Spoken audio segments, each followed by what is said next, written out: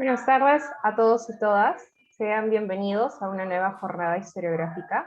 En esta oportunidad contamos con la ponencia Laicos e inversiones en las instituciones religiosas en los Andes, siglo XVI y XVII, una mirada historiográfica, a cargo de la doctora Alyosha Moldavsky, del Instituto Francés de Estudios Andinos, quien nos expondrá sus investigaciones y reflexiones sobre el tema.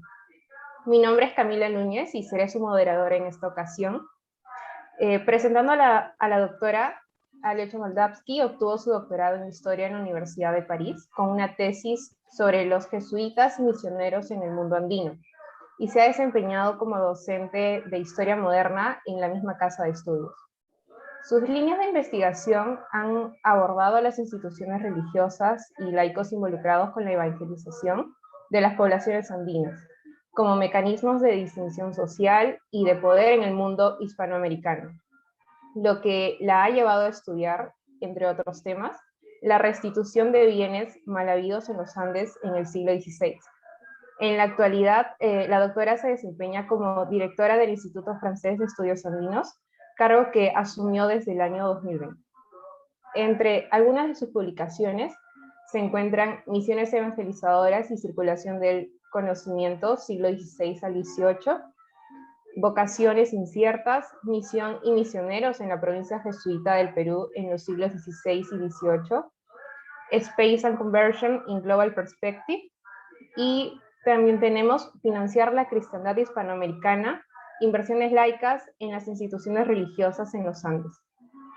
Le cedo la palabra, doctora. Puede iniciar su exposición. Muchas gracias, Camila. Muchas gracias por acogerme en esta jornada. El tema que he elegido hoy es laicos e inversiones en las instituciones religiosas en los Andes, siglos XVI y XVII, una mirada historiográfica. Les voy a presentar un trabajo, digamos, que es a la vez individual y colectivo. Se trata de un trabajo que se inició en 2012-2014 con un grupo de colegas con quien hemos trabajado sobre la acción de financiar las instituciones religiosas en Europa y América por laicos. Voy a tratar de definir todo esto, pero la idea es entender este fenómeno como la acción de invertir en lo sagrado. Se trata de un trabajo colectivo, ¿no?, del que han salido 4 congresos o jornadas de estudio y 3 publicaciones colectivas, además de trabajos individuales en curso de redacción o de publicación. O sea que es un proceso que está todavía en curso. En ese sentido, les quería compartir estas 4 publicaciones que están aquí, ¿no? La dirección de un libro que publiqué en el 2017 que se llama Los laicos en la misión, Europa y América, con Roberto Di Stefano, Invertir en lo sagrado, salvación y dominación territorial en América y Europa, que publicamos en 2018, y que existe en ebook, así lo pueden leer. También un número de revista de publicación colectiva por Laurence Croc y Antoine Roulet, que también forman parte de este grupo, que se llama El dinero de los fieles, creación, gestión y perpetuación de las instituciones eclesiásticas. Y por último, el libro que está aquí también en francés, que se llama L'Église des laïcs, la Iglesia de los laicos, dirigido por Ariane Boltanski y Marie-Lucie Copet, lo sagrado digamos, en partage, que quiere decir que se comparte, ¿no? Publicado por la Casa de Velázquez en 2021. Además, una serie de artículos escritos por mí o en colaboración sobre la financiación de los colegios jesuitas en Europa y América me han ayudado a reflexionar sobre el tema, así como un libro en curso de redacción sobre la restitución de los bienes a la población andina en el siglo XVI por encomenderos. Entonces, también tenemos a colegas que han trabajado, Ariane Boltanski, por ejemplo, sobre el apoyo financiero y material a las misiones contra los protestantes por nobles del sur de Francia, Antoine Roulet, que está trabajando con nosotros también sobre las inversiones de una noble española en un convento femenino, la colega Marie-Lucie Copet sobre el microcrédito dentro de las instituciones religiosas en parroquias de La Mancha, completando el panorama también Laurence Croc sobre las fábricas de las parroquias parisinas en el siglo XVIII, y Roberto Di Stefano sobre la todavía estrecha relación entre laicos e iglesias parroquiales en la Argentina durante el siglo XIX desde el punto de vista del dinero. Este trabajo colectivo, como ven, se reparte, digamos, entre Europa y América, y esa es una de las médulas, digamos, de lo que les voy a presentar hoy. Pues me gustaría resumir nuestra reflexión teórica sobre los mecanismos de financiación y de control de las instituciones religiosas aplicada, en este caso hoy, a las primeras décadas de la conquista y colonización de América por los españoles. A través del ejemplo de los Andes peruanos, la idea es entender cuál fue el papel de los laicos españoles y también de las poblaciones indígenas en el establecimiento de una densa red de instituciones religiosas, conventos, colegios, hospitales, parroquias. La propuesta postula el protagonismo de actores sociales no necesariamente religiosos en la construcción de un espacio cristiano en los Andes peruanos en el siglo XVI y principios del XVII. Entonces, mi ponencia va a tomar esta vía, ¿no? Primero les voy a explicar lo que para mí significa investigar la inversión en lo sagrado, dando ciertos fundamentos teóricos e historiográficos. Luego, cómo esto se aplica a la religión en los Andes, a la financiación de la religión en los Andes. Y, por fin, una tercera parte sobre qué sería, de cierta manera, una interpretación sobre lo que estas inversiones religiosas significan en términos de guerra y de paz, en términos de historia social también. Voy a dejar de compartir la pantalla, porque quizás sea un poco más cómodo así. En efecto, la profundidad de los vínculos, estos vínculos tan profundos entre laicos e instituciones religiosas, ha sido generalmente poco estudiada por sí misma. La historiografía ha puesto sobre todo atención en la historia cultural de la religiosidad o una historia política de las instituciones religiosas.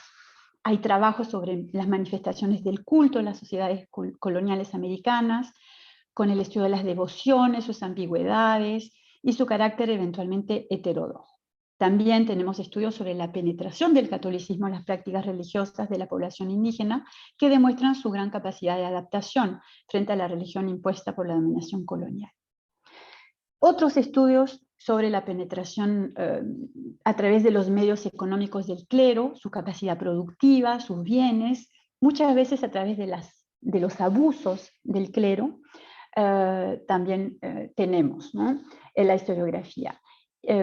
Porque tenemos evidentemente muchas fuentes institucionales, financieras, aunque no siempre analizadas con miras a entender la riqueza de la Iglesia como institución, y no muchas veces planteando el cuestionamiento a partir de las motivaciones de los que contribuyen. O sea, se trata más bien de entender la riqueza de la Iglesia sin entender o sin realmente investigar por qué la gente le da plata a la Iglesia. Se trata, por lo tanto, aquí, en nuestro punto de vista, de tomar esta focal de los actores de la sociedad a través de los mecanismos de financiación de estas instituciones. ¿Por qué los laicos invierten en lo sagrado? El contexto es el de la construcción del cristianismo americano, que coincide con la creación de una nueva sociedad, para decirlo de manera muy pacífica, ¿no?, cosa que no fue, en la cual los diferentes actores, conquistadores como conquistados, necesitan definir su nuevo lugar. Los instrumentos legales vienen de Europa. Son legados, donaciones, obras pías, y tienen su lugar en el arsenal jurídico con el que los conquistadores cruzan el Atlántico y que la población indígena local adopta muy rápidamente.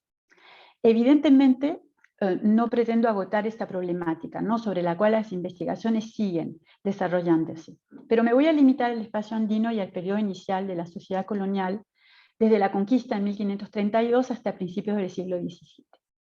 Pero es un tema que podríamos seguir trabajando en marcos mucho más amplios, desde los waqfs islámicos, que son el equivalente de las obras pías católicas, hasta la financiación de la reconstrucción de Notre-Dame de París después del incendio del 15 de abril de 2019, cuando llegaron muchas donaciones, mucho dinero para poder reconstruirla.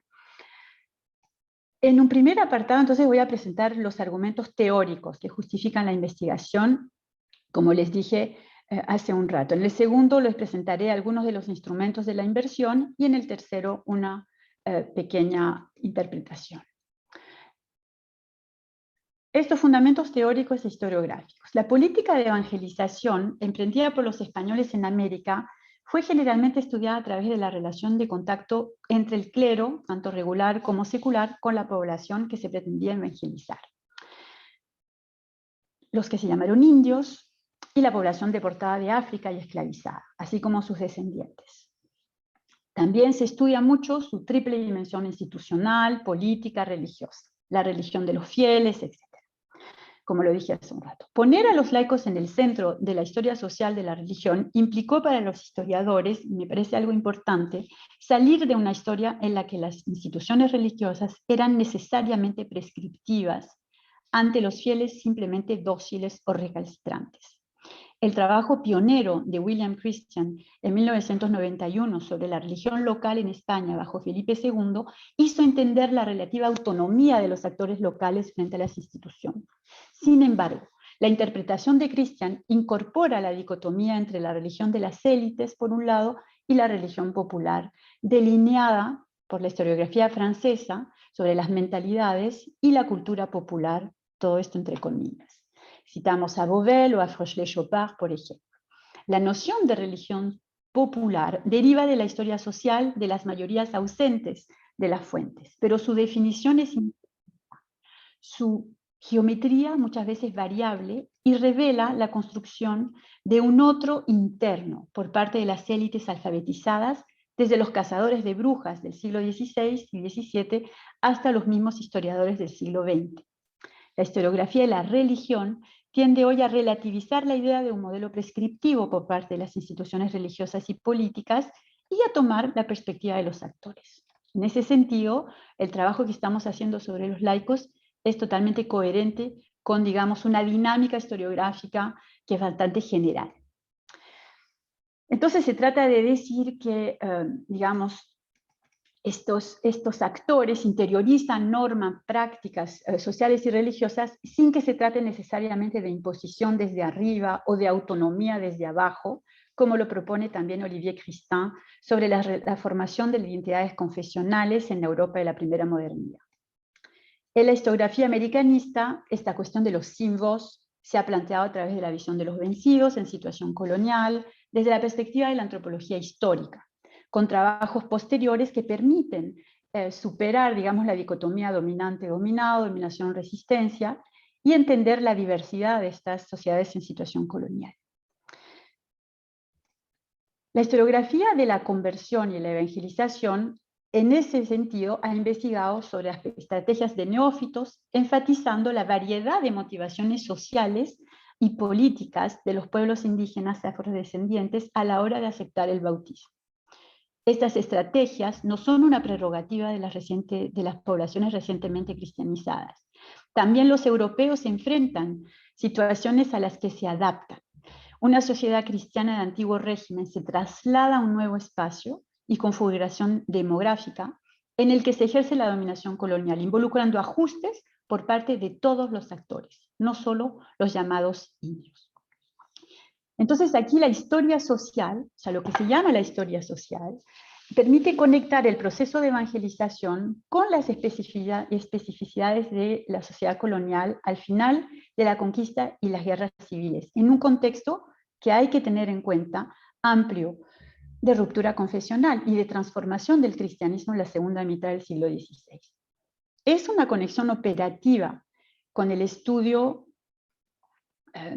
del grupo de laicos que forman los encomenderos, por ejemplo, cuya legitimidad social depende en teoría de un factor religioso, el respeto a la obligación de evangelizar a las poblaciones indígenas. En los Andes, los neófitos inspiran la desconfianza de los españoles, según un modelo de exclusión característico de la península ibérica. Dos categorías legales se definen en la sociedad que nace de la conquista, indios y españoles, bueno, que se desdibujan luego con la presencia de esclavos y rápidamente de mestizos simulados. como vencedores y viejos cristianos, los españoles dominan teóricamente esta sociedad, organizan la fuerza laboral local, crean nuevas instituciones civiles y religiosas y emplean al clero para la conversión al cristianismo y la evangelización. Todo esto ustedes lo conocen. La categoría historiográfica de laicos plantea problemas que los historiadores de la Edad Media han enfrentado precedentemente. Al oponer las nociones de cultura popular y de cultura académica, concebida como una cultura clerical, se tendió en un momento a oponer a clérigos y laicos, insistiendo en el papel de la Iglesia en la reproducción social. Según un historiador de los laicos, André Vaucher, en 1987, el término latino laicus significa profano.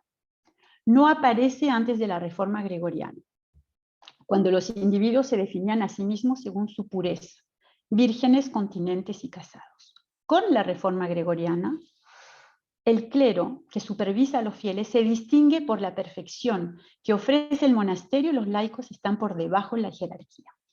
Los clérigos acceden a la salvación a través de los sacramentos y la guía de los fieles.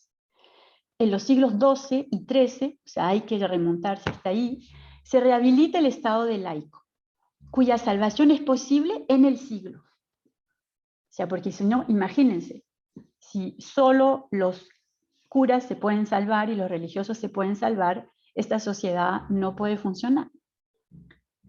¿Qué hacen los laicos? Combaten y procrean. Su camino de salvación es la acción, como lo manifiesta la ola de caridad medieval. Actuar.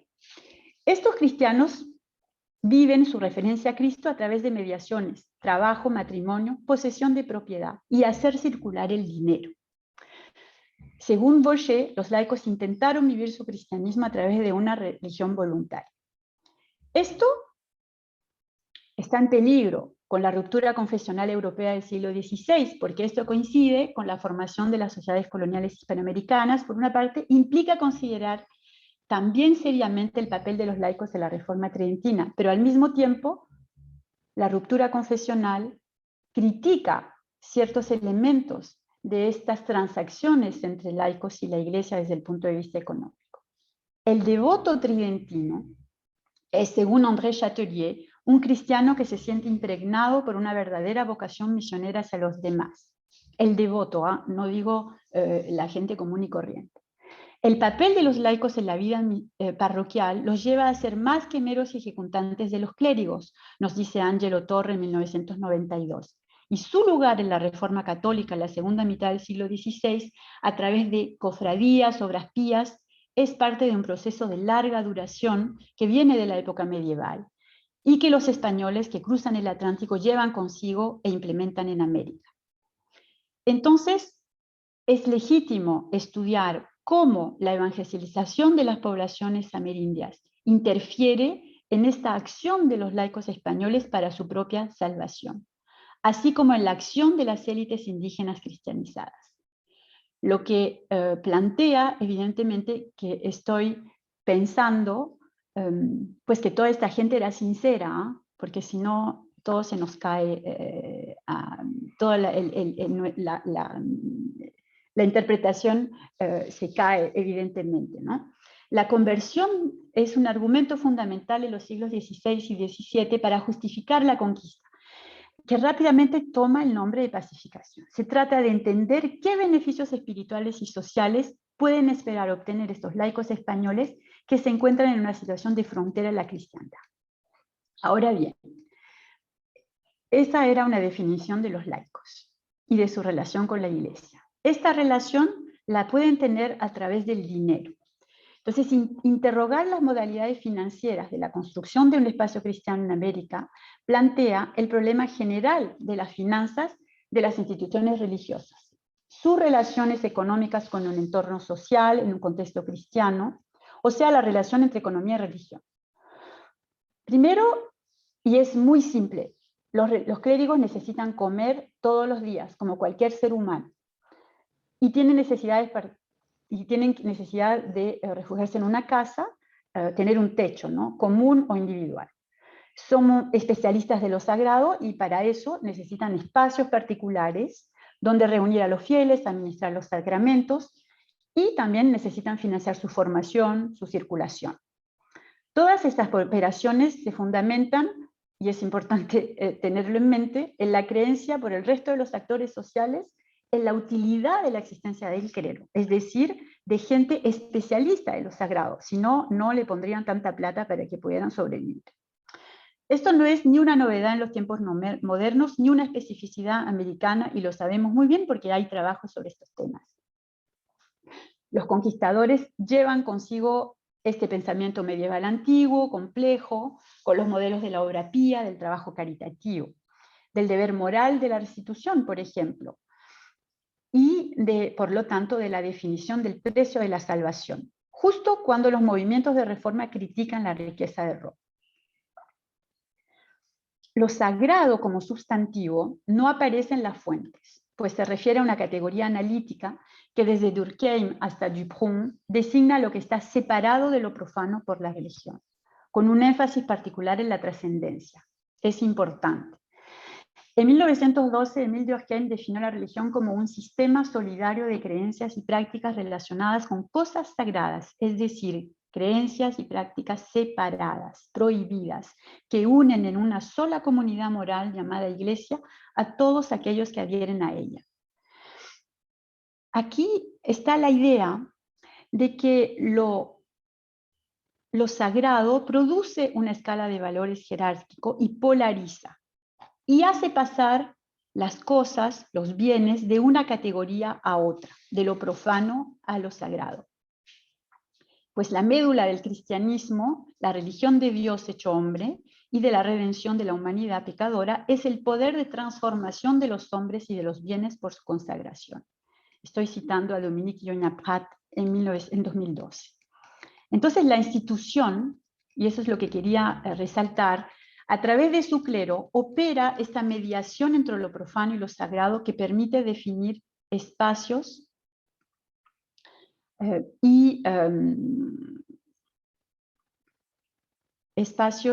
digamos, y fronteras.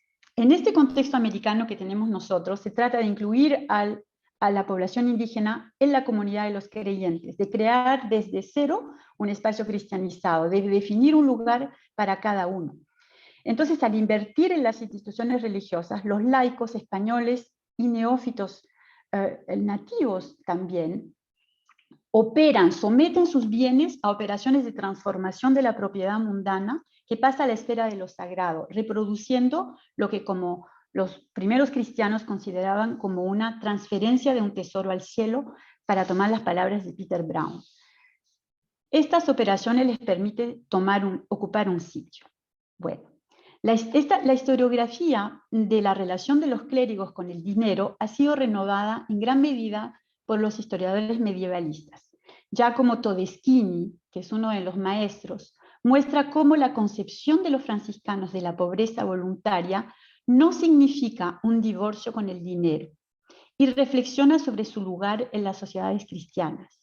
Señala, en primer lugar, que la prohibición de todo contacto físico con el dinero y las monedas estipulada en la regla de San Francisco da lugar a una definición de la pobreza que la transforma en una estrategia estructurada del uso de las cosas y del dinero en sí.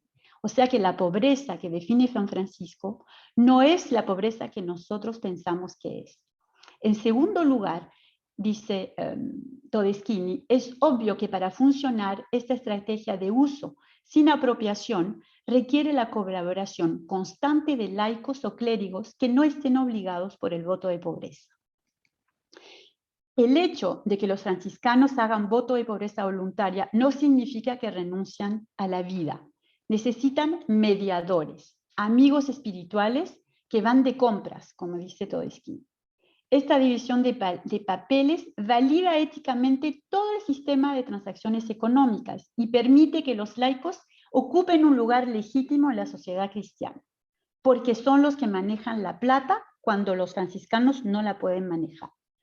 Esta cuestión es crucial en América, donde no solamente la gente, entre comillas, es pagana, sino que el espacio en sí debe ser cristianizado, lo que implica gastar mucha plata, invertir en la religión. Existe, y es lo que quiero explicar con estas observaciones, por un lado, un contexto muy amplio y antiguo de definición de la relación de los clérigos con el dinero, del lugar de la riqueza en su instituto, que es importante entre los franciscanos y que los jesuitas prolongan, y por otro lado, más allá de los franciscanos, la relación económica de los laicos con las instituciones religiosas es heredera también del patrocinio secular y señorial en las iglesias altomedievales y determina la lucha de los clérigos desde la Reforma Gregoriana por tomar el control de los lugares de culto frente a los laicos, porque en general eran los señores de los diferentes señoríos los que construían sus propias iglesias, nombraban a sus curas y hacían lo que querían. Entonces, en el siglo XVI se plantea la cuestión del carácter gratuito de la salvación y del lugar de las obras en el destino escatológico de los cristianos, que genera tanto la ruptura confesional como la idea de la eficacia de las obras en el Concilio de Trento. Entonces, problematizar la acción de fundar un convento, de financiar una parroquia, de dar para la misión, implica el uso de un vocabulario económico que cuenta con una extensa bibliografía y una reflexión compleja. Se habla de invertir, de mercado, de costo, de beneficio, de ganancia, dividendos. Y eso remite al pensamiento de los historiadores de la economía y a su posicionamiento frente a los modelos económicos. Pero hemos constatado, y los historiadores de la economía han constatado, que el modelo perfecto de mercado no existe concretamente, que no es una realidad autosuficiente y autónoma, y que las opciones de los actores no son pura racionalidad económica. Los historiadores de la economía, entonces, han empezado a entender la diversidad de motivaciones y contextos, y tratan de observar a los agentes y sus acciones. Este debate nos ayuda a entender las motivaciones de los actores laicos que dan dinero a las instituciones religiosas encargadas de la mediación con lo sagrado, y también las herramientas que tienen para evaluar sus posibilidades de acción. La palabra invertir significa tanto colocar fondos con fines de lucro y poner energía en algo, con la expectativa de un retorno, como revertir y alterar. Esta polisemia permite dar cuenta de la variedad de relaciones que se tejen con estos tratos económicos.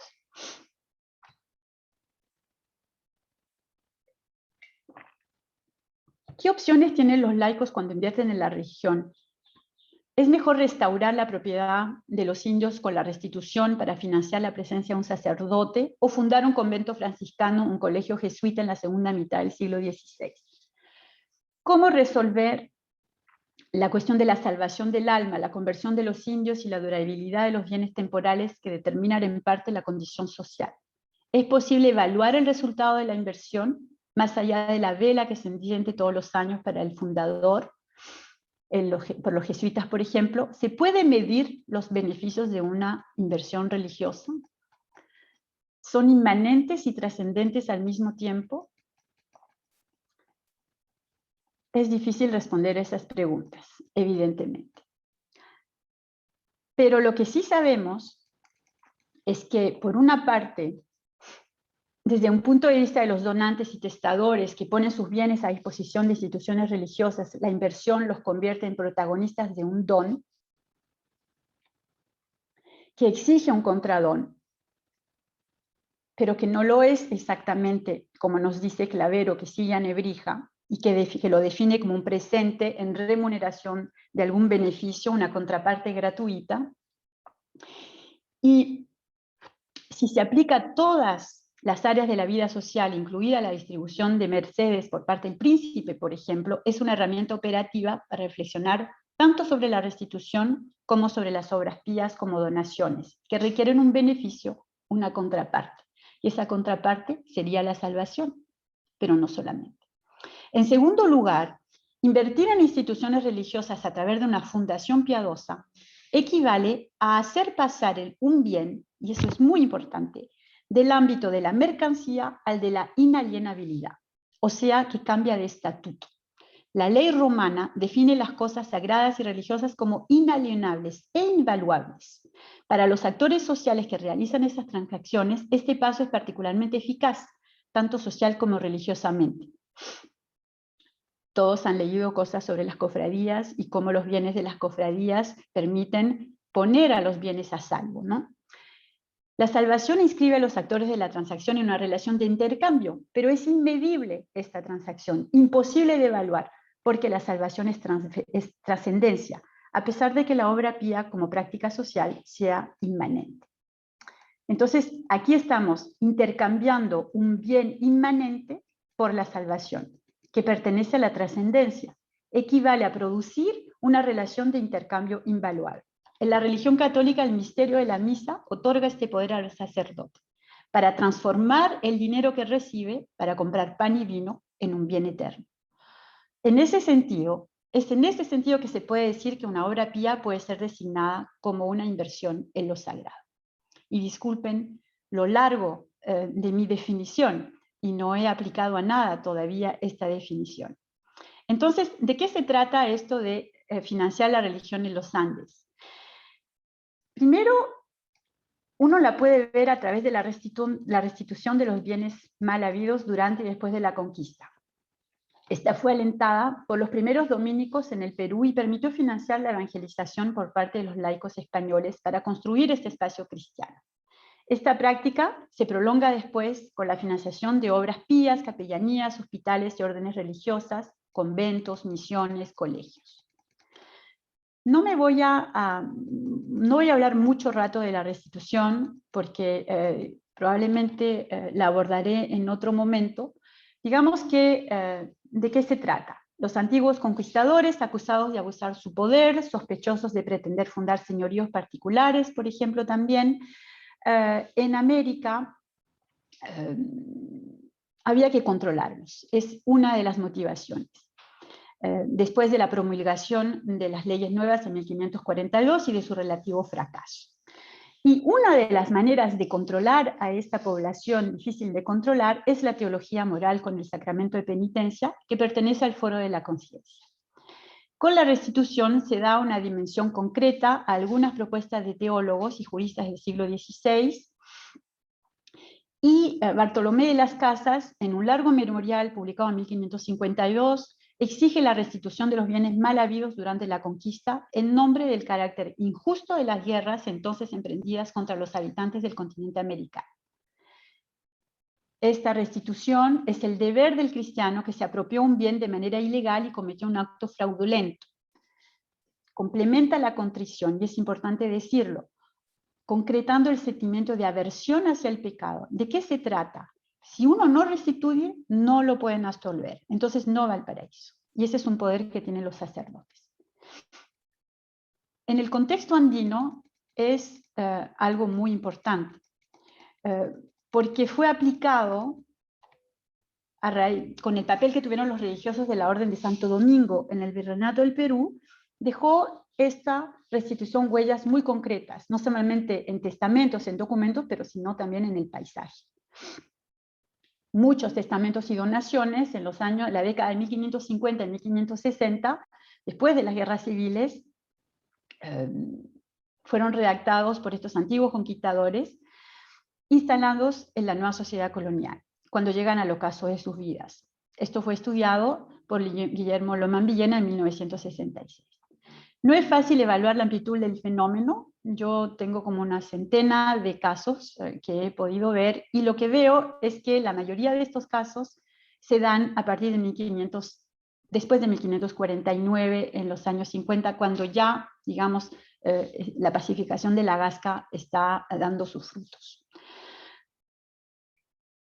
En el contexto andino, entonces, también tenemos fuentes dominicanas locales, como las instrucciones de Jerónimo de Loaiza, 1560, que muestran que no solamente se restringió la restitución de bienes acumulados a título de botín durante las guerras de conquista, sino también de tributos que superaban las tasas evaluadas en los años 50, como el dinero del tributo que los encomenderos no usaron para financiar la presencia de un sacerdote, a pesar de que era su deber. Esto fue considerado como fraude fiscal. La conquista, la falta de doctrina cristiana y la percepción indebida de tributos son los principales motivos de restitución. Les voy a dar simplemente un ejemplo con el que podemos trabajar.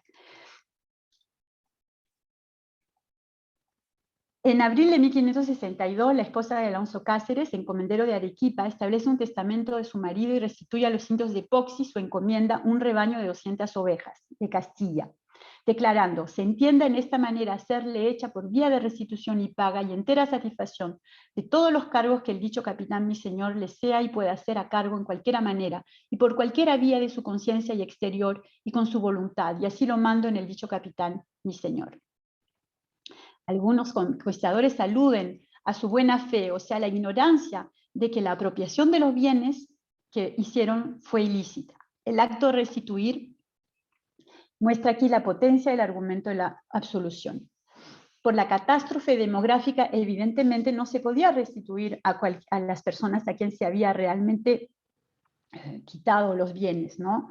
Pero eso tenía una solución, porque el teólogo Azpilicueta había escrito que cuando no se sabe quién es el señor de lo que se ha de restituir, o está tan lejos, etc., o se da a una colectividad, o se da a los pobres o a obras pías.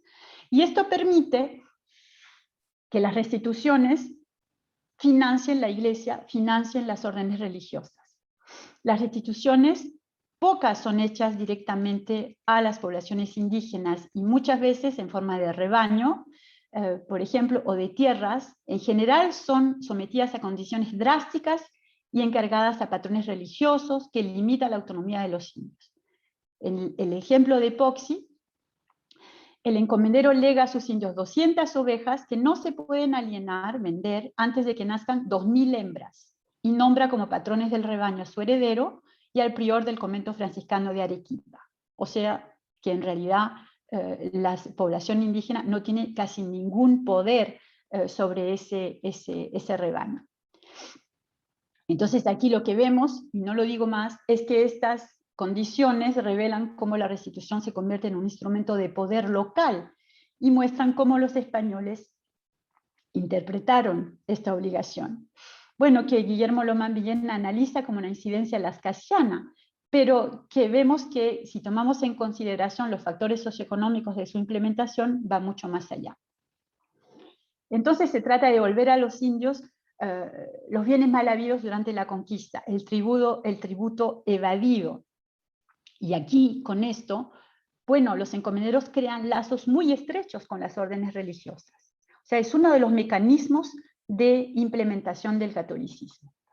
Invertir en obras pías permite acercarse a la salvación, establecer lazos con las instituciones religiosas locales, como lo hacían los nobles europeos en sus propios dominios en Francia, en España, etc. Esto lo hacen después de los años 1570, los mismos encomenderos, los mismos españoles, pero ya fundando y financiando instituciones religiosas directamente, sin pasar por la restitución. Esto lo vemos, por ejemplo, con las fundaciones jesuitas, de las que no voy a hablar ahora porque no nos va a dar el tiempo.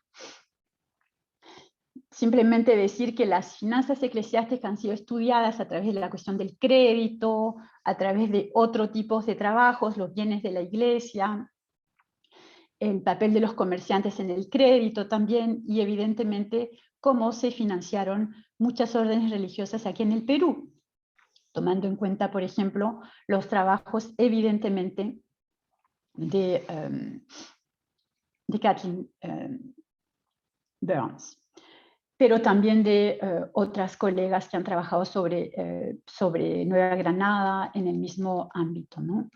Entonces, al separar lo que a mí me causa complicación, digamos, en la historiografía sobre los bienes de las instituciones religiosas, es que en algunos casos y en muchos casos se separan las esferas mundanas y religiosas, seculares y eclesiásticas.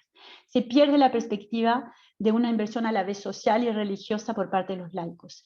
Así, por ejemplo, en el estudio de las capellanías de misas en México, por Gisela von Webster, ella dedica un capítulo al contexto religioso y el resto del libro está dedicado a explicar cómo funcionan las capellanías, como si el contexto religioso fuera un telón de fondo separado, cuando todo eso es así, ¿no?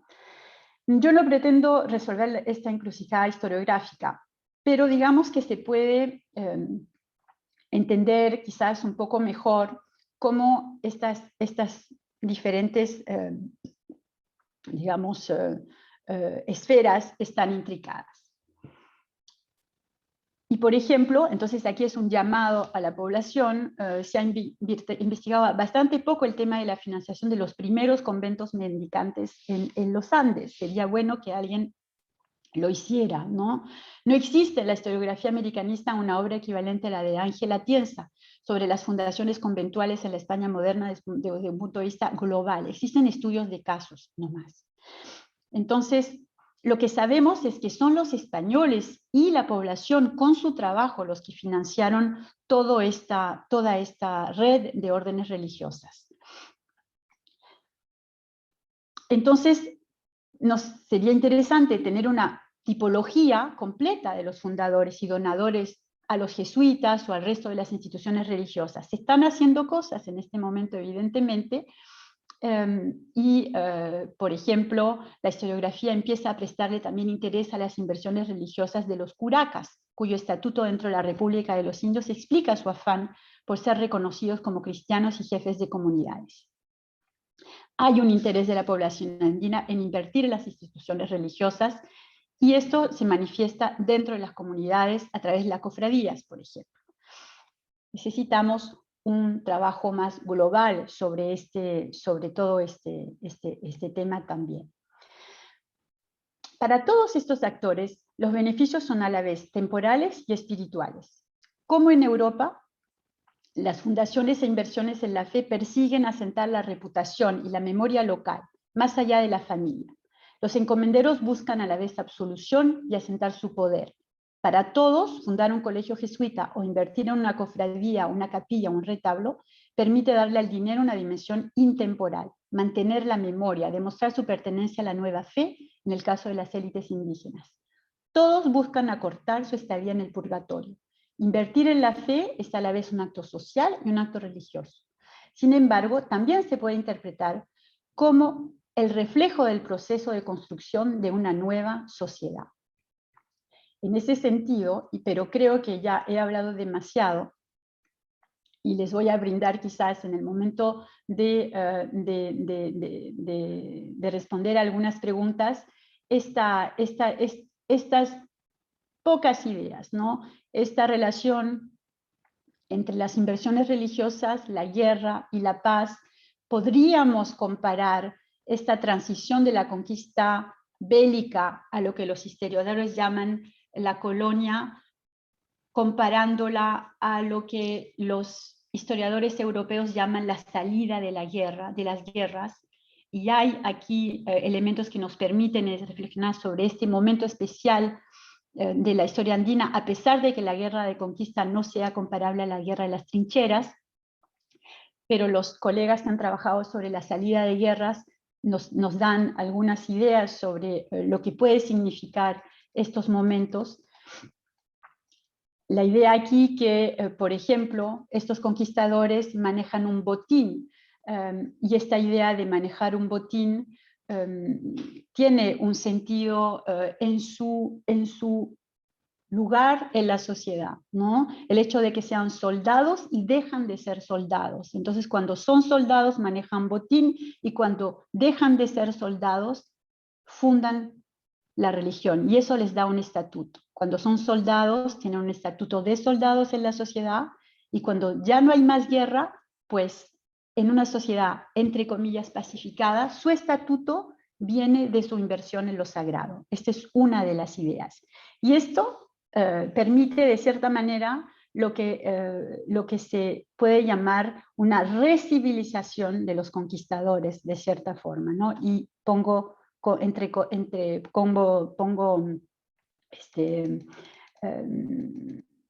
comillas porque no es mío. Esta es una, digamos, de las ideas. A través de la restitución y la caridad, entonces, se acepta un modelo en el que estos encomenderos no renuncian totalmente a un estatuto de señor y participan de un bien común, de cierta manera. De soldados pasan a ser pobladores y al tomar la perspectiva del dinero, sin reducir las motivaciones religiosas a un mero pretexto, y eso es lo que me parece importante, porque sería anacrónico, esto permite entrar en la complejidad del contexto americano. Y el catolicismo y sus obras pías, que mezclan el dinero y la fe, invitan a cada fiel, español o indígena, a participar, a incorporarse en un espacio social y espiritual unificado, donde se define el perímetro de su acción y donde goza de cierta autonomía dentro de un marco codificado por la Reforma Tridentina y la ortodoxia o colonial. En este sentido, el fiel laico está incorporado en la institución eclesial, no está separado. Lo que desdibuja esta distinción entre lo eclesiástico y lo laico, como lo ha demostrado Roberto Di Stefano en sus trabajos sobre la Argentina. Muchas gracias. Muchas gracias, doctora, por su exposición. Procedo a leerle algunas preguntas.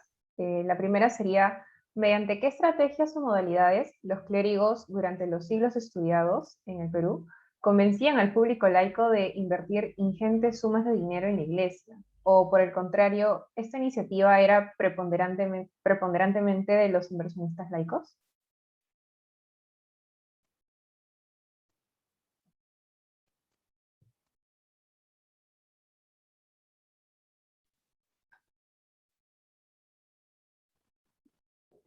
Bueno, me parece que de cierta manera la pregunta al distinguir de forma tan, digamos, tajante laicos y eclesiásticos, desdibuja lo que acabo de presentar. O sea que lo que quiero decir es que de cierta forma lo que hay que pensar es que toda esta gente maneja una mentalidad común. Entonces, no es que los religiosos convencen a los laicos de invertir, es que los laicos ya están convencidos de que es la manera que tienen para conformar esta sociedad en la cual las reglas del cristianismo son las que rigen las relaciones sociales, ¿no? Entonces, en ese sentido, la salvación es algo que, bueno, los conquistadores ya conocen antes de que encuentren a cualquier dominicano, dominico, franciscano por la calle, ¿no? Quizás, evidentemente, los religiosos les vuelven a refrescar la memoria de la salvación, o sea, de las condiciones para llegar al cielo. ¿Ah? Es lo que nuestro colega David Rodríguez así llamó a su libro, ¿no? Por un lugar en el cielo, el libro sobre uno de los donadores, de los fundadores de un colegio jesuita en 1590 y pico, ¿no? Por un lugar en el cielo. Y ese lugar en el cielo es el argumento principal, ¿no? Entonces hay iniciativas, entonces evidentemente los encomenderos no necesariamente quieren darle su plata a las poblaciones indígenas y restituir bienes, ¿no? Entonces hay una serie de cálculos que hacen cada vez que explican cuánto les deben, y esto lo vemos en los testamentos. Nicolás de Rivera el Viejo, por ejemplo, es un especialista, explica muy detalladamente cuánto exactamente le debe a los indígenas de su encomienda de Ica, por ejemplo, y qué es lo que le queda por pagar.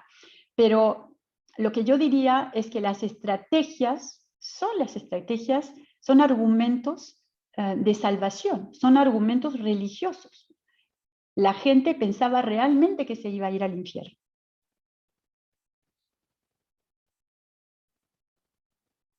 Muchas gracias. Le leo la última pregunta.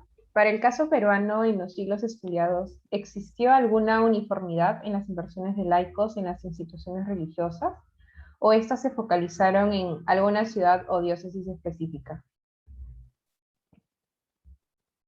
No, en todos sitios. Todos los sitios. O sea, a ver, todas las iglesias que se fundan, que se construyen en el siglo XVI y después, o sea, en el siglo XVII, vienen del bolsillo, por una parte del bolsillo de los laicos y por otra parte del trabajo de los indígenas. O sea, ese es un entramado evidente. Cuando uno mira la historia de Arequipa, por ejemplo, que es la que he mirado más precisamente, si bien recuerdo, bueno, Francisco de Retamoso le da un solar a una orden religiosa, Lucas Martínez de Gasso, que todos conocemos, le regala una casa, otros le regalan, les dan de comer al principio. Cuando uno mira, por ejemplo, las fuentes de... los primeros libros de Cabildo del siglo XVI, los vecinos españoles de las primeras ciudades, cuando se están fundando, pues le regalan de comer a todas las órdenes religiosas, porque si no, no podrían sobrevivir. ¿Cómo sobrevivirían? El rey no le da plata a toda esta gente. O sea, no es el rey lo único que hace es financiar el paso a Indias, les financia el viaje, y después el viático más o menos se las tienen que arreglar, evidentemente. Eso en las ciudades. Y después, bueno, ¿quién hace vivir a la población indígena? A la población religiosa, perdón, en las doctrinas, pues es el tributo, evidentemente. Y ahí ya ahí no es más, digamos, algo muy voluntario. Aquí un asistente la felicita por su exposición y le pregunta si podría citar nuevamente el documento de abril de 1562 en el que habla sobre un encomendero arequipeño. Si es posible saber si estos laicos tenían ciertas preferencias estéticas a la hora de financiar la construcción de los templos o de los conventos. Es decir, además de dar dinero, ¿proponían condiciones para estas obras? El texto de 1562 es un texto que está en la Biblioteca Nacional. Les puedo dar la referencia si lo quieren ir a mirar. La Biblioteca Nacional del Perú, manuscrito Z 1264. Bueno, no se sabe por qué está ahí, como muchos documentos del siglo XVI que están en la Biblioteca Nacional, ¿no? Es así como un hallazgo de casualidad, porque debería ese documento estar probablemente en el Archivo Regional de Arequipa, ¿no? Donde no está, desgraciadamente. Pero hay otros documentos en el Archivo Regional de Arequipa donde esta señora hace un codicilio. Entonces, entre el documento de la Biblioteca Nacional del Perú y el documento del codicilio de después, que está en el Archivo Regional de Arequipa, se puede digamos, completar el trabajo. No entendí, ¿quería que yo lo citara de nuevo el documento o que le diera solo la referencia? Lo que dice ella... Sí, quería que cite nuevamente el documento en el que habla sobre el encomendero arequipeño. Entienda en esta manera en esta manera, el hecho de darle un rebaño de 200 ovejas de Castilla a la población de la encomienda de Poxi, se entienda en esta manera serle hecha por vía de restitución y paga y entera satisfacción de todos los cargos que el dicho capitán mi señor, porque es la señora que habla en nombre de su esposo que ya ha muerto, le sea y pueda hacer a cargo en cualquiera manera y por cualquiera vía de su conciencia y exterior y con su voluntad, y así lo mando en el dicho capitán mi señor. O sea que es ella la que manda el testamento para su esposo que ya falleció, ¿no? Y ella dice en otro sitio del documento que ella tuvo una conversación con su esposo para ponerse de acuerdo sobre estos temas, digamos, de la mala conciencia que tenían ellos dos. Ahora, la pregunta sobre si, no lo sé. No lo sé si hay preferencias estéticas. Digamos que en un primer momento lo que me parece lo más lógico es que hay una urgencia de construir espacios de culto, y es lo que vemos también digamos, en la documentación de Arequipa, que es lo que he estudiado más, sobre estos primeros años en que, por ejemplo, se habla, creo que es de los dominicos o de los agustinos, no me acuerdo, que toda su plata, todo lo que les han donado y todas las rentas que tienen, pues las emplean en construir la iglesia y no tienen que comer, entonces por eso que los vecinos le tienen que dar comida, animales, etcétera, etcétera. Y ahí se explica todo lo que les dan, ¿no? Entre ellos. Creo que hay una pregunta larga, ¿no? Sí, aquí tengo una pregunta para usted. ¿Hasta qué punto lo sagrado y la producción de una jerarquía de valores pudo impregnarse en otros elementos asociados con la vida cotidiana de las personas y que al mismo tiempo formaban parte de los conflictos coloniales en torno a las prácticas de curación de lo que Diego Armos y Pablo Gómez han denominado las zonas grises de la medicina?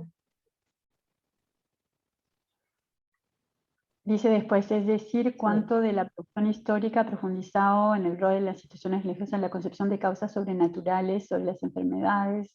Bueno, no es exactamente mi tema de estudio, entonces no puedo decir que soy capaz de responder a esta pregunta.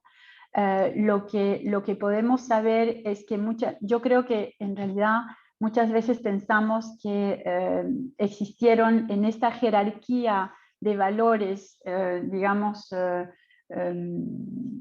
puestas de manera pública, ¿no? Jerarquía entre lo que podía ser, lo que se podía hacer y lo que no se podía hacer según lo que el cristianismo prescribía, digamos. Eso es una cosa, o sea, hay una dimensión prescriptiva, evidentemente, y que no necesariamente algunas formas de curación,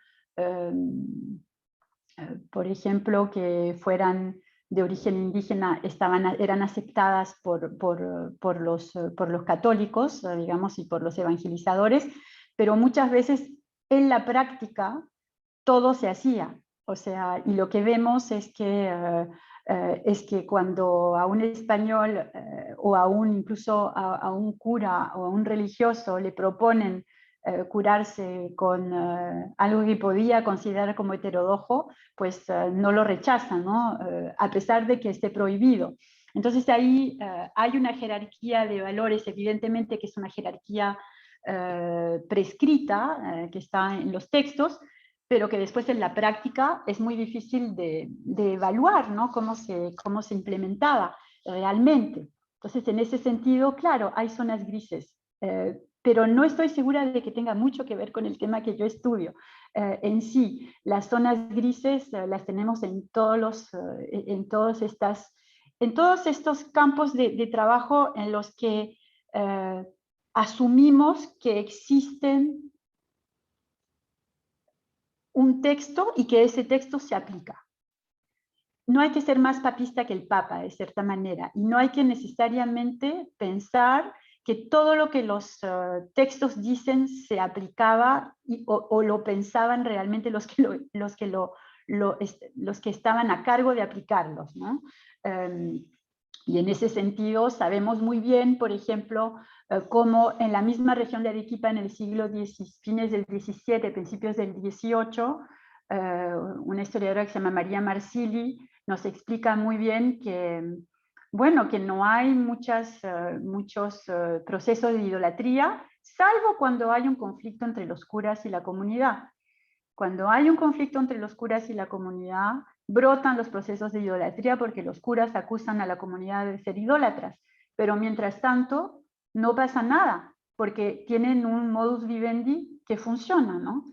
Y eso permite entender por qué también no se abolieron tantas prácticas entre comillas heterodoxas que siguen funcionando hoy, por qué se hacen mandas a los apus cuando se va a la montaña, etcétera, y que toda la gente lo acepta, incluso muchos curas católicos, ¿no? En fin, creo que eso sería la respuesta que le daría a su pregunta, José. Muchas gracias, doctora Meldavsky, por tan interesante presentación. También agradecemos a todos los asistentes. No se olviden de seguir a la especialidad de Historia en las redes sociales. Y ya nos vemos en una siguiente oportunidad. Buenas tardes a todos. Buenas tardes, muchas gracias.